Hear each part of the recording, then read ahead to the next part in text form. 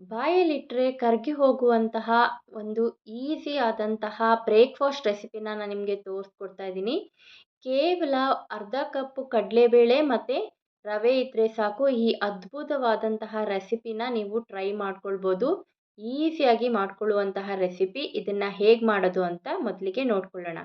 ನಾನಿಲ್ಲಿ ಒಂದು ಮಿಕ್ಸಿ ಜಾರನ್ನು ತೊಗೊಂಡಿದ್ದೀನಿ. ನಾನಿಲ್ಲಿ ಕಡಲೆಬೇಳೆನ ಅರ್ಧ ಕಪ್ ಆಗುವಷ್ಟು ಕಡಲೆಬೇಳೆಯನ್ನು ನೆನೆಸಿಟ್ಕೊಂಡಿದ್ದೆ. 3 ಅವರ್ ಮೊದಲು ನೆನೆಸಿಟ್ಕೊಳ್ಬೇಕು ಇದನ್ನ. ಇದು ಚೆನ್ನಾಗಿ ನೆಂದಿದೆ ಇವಾಗ. ಇದನ್ನು ನಾನೇನು ಮಾಡ್ತಾ ಇದ್ದೀನಿ, ಮಿಕ್ಸಿ ಜಾರ್ಗೆ ಹಾಕ್ಕೊಳ್ತಾ ಇದ್ದೀನಿ. ನೆಂದಿರುವಂತಹ ಕಡಲೆಬೇಳೆನ ನೀವು ಮಿಕ್ಸಿ ಜಾರ್ಗೆ ಹಾಕ್ಕೊಳ್ಬೇಕು. 1 ಇಂಚಾಗುವಷ್ಟು ಶುಂಠಿ ಮತ್ತು 2 ಹಸಿಮೆಣಸಿನ್ಕಾಯಿ ಮತ್ತು 2 ರಿಂದ 3 ಟೀ ಸ್ಪೂನ್ ಆಗುವಷ್ಟು ಅವಲಕ್ಕಿ, ಗಟ್ಟಿ ಅವಲಕ್ಕಿನ ನೀವು ನೆನೆಸಿ ಅದನ್ನು ಹಾಕ್ಕೊಳ್ಬೇಕು ಮಿಕ್ಸಿ ಜಾರ್ಗೆ. ಇದನ್ನು ನುಣ್ಣಗೆ ರುಬ್ಬಬೇಕಾಗತ್ತೆ. ಒಂದು ಪಾತ್ರೆಗೆ ನಾನಿವಾಗ ನುಣ್ಣಗೆ ಸ್ವಲ್ಪ ನೀರು ಹಾಕ್ಕೊಂಡು ಅದನ್ನು ರುಬ್ಕೊಂಡು ಇದಕ್ಕೆ ಹಾಕ್ಕೋಬೇಕು. ಮತ್ತು ಅದೇ ಮಿಕ್ಸಿ ಜಾರ್ಗೆ ನಾನು ಅರ್ಧ ಕಪ್ ಆಗುವಷ್ಟು ರವೆ ಮತ್ತು ಅರ್ಧ ಕಪ್ ಆಗುವಷ್ಟು ಮೊಸರನ್ನ ಆ್ಯಡ್ ಮಾಡ್ಕೊತಾ ಇದ್ದೀನಿ. ಇದನ್ನು ಕೂಡ ನೀವು ಚೆನ್ನಾಗಿ ರುಬ್ಕೋಬೇಕು. ಇದಕ್ಕೂ ನೀರು ಹಾಕೋದೇನು ಬೇಕಾಗಲ್ಲ, ಹಾಗೆ ಗಟ್ಟಿಯಾಗಿ ರುಬ್ಕೊಳ್ಳಿ. ಈಗ ಇದು ಗಟ್ಟಿಯಾಗಿ ಬಂದಿರೋದ್ರಿಂದ ನಾನು ಈ ರೀತಿಯಾಗಿ ಹಾಕ್ಕೊಳ್ತಾ ಇದ್ದೀನಿ. ನೋಡಿ ಎಷ್ಟು ಗಟ್ಟಿಯಾಗಿ ಬಂದಿದೆ. ಈ ರೀತಿ ಗಟ್ಟಿಯಾಗಿ ಬರಬೇಕಾಗತ್ತೆ. ಮತ್ತು ನೀವು ತುಂಬಾ ನೀರು ಹಾಕ್ಕೊಂಡು ರುಬ್ಬೋದಕ್ಕೆ ಹೋಗಬಾರ್ದು.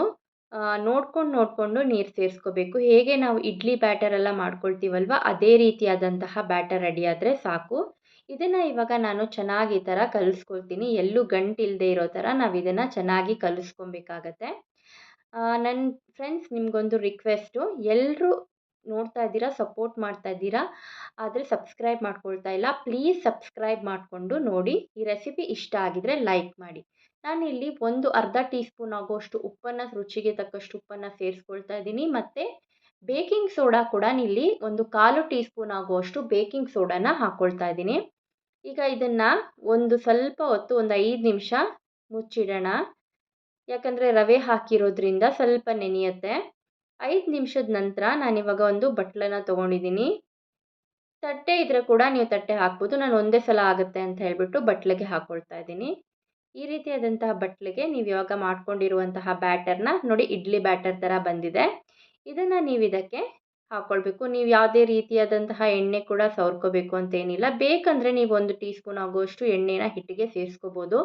ನಾನಿವಾಗ ಸ್ಟೀಮ್ ಮಾಡೋದಕ್ಕೋಸ್ಕರ ಆಲ್ರೆಡಿ ನೀರನ್ನ ಕುದಿಸಿಟ್ಕೊಂಡಿದ್ದೀನಿ. ಈಗ ಇದರೊಳಗಡೆ ಬಟ್ಲನ್ನು ಇಟ್ಟಿದ್ದೀನಿ. ನೋಡಿ, 15 ನಿಮಿಷದ ನಂತರ ಇವಾಗ ರೆಡಿಯಾಗಿದೆ. ಈಗ ನಾನು ಒಗ್ಗರಣೆ ಕೂಡ ಹಾಕ್ಕೊಂಡಿದ್ದೀನಿ. 1 ಟೀ ಸ್ಪೂನ್ ಎಣ್ಣೆಗೆ ಕರಿಬೇವು ಮತ್ತು ಸಾಸಿವೆನ ಸೇರಿಸ್ಕೊಂಡು ಒಗ್ಗರಣೆ ಹಾಕ್ಕೊಂಡು ಇವಾಗ ಇದ್ರ ಮೇಲ್ಗಡೆ ನಾನು ಹಾಕ್ಕೊಳ್ತಾ ಇದ್ದೀನಿ. ತಿನ್ನೋದಕ್ಕೆ ತುಂಬಾ ಟೇಸ್ಟಿಯಾಗಿರುತ್ತೆ. ಯಾವುದೇ ರೀತಿಯಾದಂಥ ಕಾಯಿ ಚಟ್ನಿ ಜೊತೆಗೆ ಇದ್ರ ರುಚಿ ತುಂಬಾ ಚೆನ್ನಾಗಿರುತ್ತೆ. ನೋಡಿ, ಇವಾಗ ನೀವು ಇದನ್ನು ಡೋಕ್ಲಾ ಹೇಗೆ ಮಾಡ್ಕೋತೀವಲ್ವ, ಅದೇ ರೀತಿಯಾದಂತಹ ಪೀಸಸ್ ಆಗಿ ಕಟ್ ಮಾಡ್ಕೊಳ್ಬೇಕು. ಸ್ಟಿಕ್ಕಿ ಕೂಡ ಆಗಲ್ಲ. ನೋಡಿ ಹೇಗೆ ರೆಡಿಯಾಗಿದೆ ಅಂತ. ಇದನ್ನು ನೀವು ಬ್ರೇಕ್ಫಾಸ್ಟಿಗೆ ಮಾಡಿಕೊಂಡು ಆರಾಮಾಗಿ, ಯಾವುದೇ ಹಿಟ್ಟು ರುಬ್ಬಿಲ್ಲ ಅಂತ ಹೇಳಿದ್ರೆ ನೀವು ಇದನ್ನು ಆರಾಮಾಗಿ ನೀವು ಮಾಡ್ಕೊಂಡು ತಿನ್ಬೋದು. ಮಕ್ಕಳು ಕೂಡ ತುಂಬಾ ಇಷ್ಟಪಡ್ತಾರೆ. ಎಷ್ಟು ಸಾಫ್ಟಾಗಿ ಸ್ಪಾಂಜಿಯಾಗಿ ಬಂದಿದೆ ನೋಡಿ. ಈ ರೆಸಿಪಿ ಇಷ್ಟ ಆಗಿದ್ದರೆ ನೀವು ನನ್ನ ಚಾನಲ್ನ ಸಬ್ಸ್ಕ್ರೈಬ್ ಮಾಡ್ಕೊಂಡು, ನಿಮ್ಗೆ ಈ ರೆಸಿಪಿ ಇಷ್ಟ ಆಗಿದೆ ಅಂತ ನಾನು ಅಂದ್ಕೊಂಡಿದ್ದೀನಿ. ಲೈಕ್ ಮಾಡಿ, ಶೇರ್ ಮಾಡಿ ಮತ್ತು ಸಬ್ಸ್ಕ್ರೈಬ್ ಮಾಡ್ಕೊಳ್ಳೋದನ್ನು ಮರಿಬೇಡಿ.